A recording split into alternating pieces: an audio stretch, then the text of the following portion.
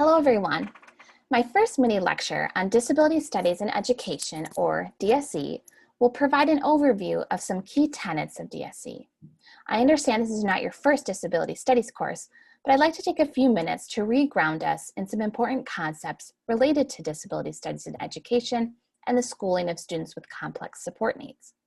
My intention with these three modules is to apply the theory of disability studies that we are all very familiar with to the actual practices of schools. In this first module, I will provide an overview and roadmap for us, so to speak, and then in our next two modules, we will dive deeply in what it means to be a DSE practitioner. How does DSE disrupt taken for granted assumptions about disability and special education? And how can you create a school and classroom climate where disability is understood as one important thread of diversity and all students are welcomed with a sense of belonging? So the agenda for our first mini lecture will be guided by the 2012 article I shared with you, written by Ferguson and Nussbaum, titled Disability Studies, What is it and what difference does it make? We will explore 3 of the 5 core concepts of DSE outlined by the authors. 1, the study of disability must be social. 2, the study of disability must be interdisciplinary. And 3, the study of disability must be participatory. We will then examine 2 quote-unquote big picture practices that can be deployed in schools and classrooms when one understands students with disabilities through a DSE lens. First, imagining disability, and 2, creating a culture of inclusion and interdependence. To reground ourselves in disability studies for this seminar, I share with you one definition of disability studies offered by SDS, or the Society for Disability Studies. Disability studies recognizes that disability is a key aspect of human experience and that disability has important political, social, and economic implications for society as a whole, including both disabled and non-disabled people. Through research, artistic production, teaching, and activism, disability studies seeks to augment understandings of disability in all cultures and historical periods, to promote greater awareness of the experiences of disabled people, and to advocate for social change. Now let's explore 3 core concepts of disability studies provided by Ferguson and Nussbaum. Concept 1, the study of disability must be social. For this week, you watched 2 videos as a simple refresher on the social model of disability. So while I won't spend much time on this familiar concept, I do want to point to the plain language resource on the social model that I shared with you. I recently came across this resource as I have been working to include more accessible content across both my teaching and research. But I also just find it to be a really neat way to share the brilliance of the social model with students with complex support needs. I also find it striking how much it aligns with the WHO definition of the social model, where disability is not solely viewed as a deficit or problem to be fixed, but instead is a complex interaction between a person and the social environment. And like Simi Litton in our Fist in Hand video from this week shares, we need to work to ensure our hands, i.e. educational practices, are flexible enough to quote-unquote fit a diversity of fists, i.e. our students. A second concept explored by Ferguson and Nussbaum is that the study of disability must be interdisciplinary.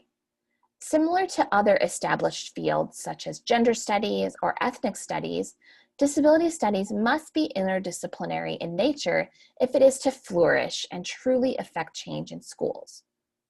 As we will explore in the next mini lecture, special education has been king in the discourse of disability and continues to quote-unquote own what it means to educate students with disabilities.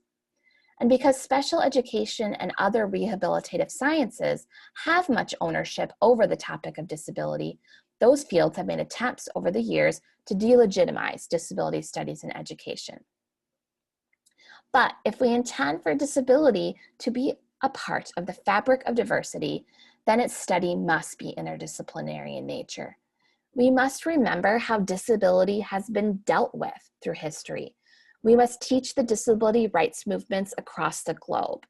We must read literature by disabled authors. We must share the work of disabled artists with our students, and so on. The last concept I'm going to discuss is that the study of disability must be participatory. Students with disabilities and their families must be positioned as active participants in teaching as well as research. As Ferguson and Nussbaum note, this includes not only driving the questions that get asked, but determining who gets to ask those questions. This remains a tension to this day, particularly in the fields of both special and inclusive education, where many researchers and teachers are non-disabled. This speaks to questions of both access and power. As a non-disabled white woman who also is a disability studies scholar, I live with this tension daily and struggle with my positionality often. How do I do good work as an ally or accomplice while also holding space for disabled academics? How do I support and mentor my pre-service teachers who identify as disabled so that they are able to succeed and flourish as teachers? How do I ensure that all of my students understand the value of the voices of disabled folks, even young disabled folks, so that even those students with the most complex disabilities and/or communication needs have a say in their education, see themselves in the curriculum, and feel a sense of belonging in their schools and classrooms? To conclude our first mini lecture, I will now take a high level or broad look into two ways that this, i.e. disability studies in education, matters for teachers and in schools. In 2003, Linda Ware discussed the possibilities of imagining disability otherwise and the transformative potential of DSE scholarship on individual and societal attitudes, beliefs, and assumptions. Working with high school teachers, she used literature and writing to analyze disability representation while guiding teachers through a critical reflection process. So asking them and ourselves questions like, not only why is it a taken for granted assumption that Lenny should die at the end of Mice and Men, but also, why did my own teacher never ask that question at all? And what does it mean for my students with intellectual disabilities? How do I understand their humanity and intelligence? And how do I work to ensure non-disabled students see their humanity and intelligence as well? How do I prevent, quote, fixing practices from entering my pedagogy? And how do I actively resist so much of the interventionist curriculum prevalent in special education? Disability studies is a major reason we are even able to ask these questions. It allows us to ask different questions about disability while cementing disability as a natural part of the human experience. Disability studies also pushes inclusive education beyond just another set of practices or a program. An inclusive schedule is not enough. It's not enough for Jada to just go to music class with her non-disabled peers. True inclusion requires us not only to ask new and difficult questions about the meaning of disability, but to take action, to look at our schools, communities, and workplaces and challenge sites of exclusion. Inclusive education cannot be apolitical, and it cannot be ahistorical. A disability studies approach works to ensure a disability rights model remains central. Problematic special education traditions, which will be explored in the next mini module, must be torn down, and new inclusive practices must be reconstructed.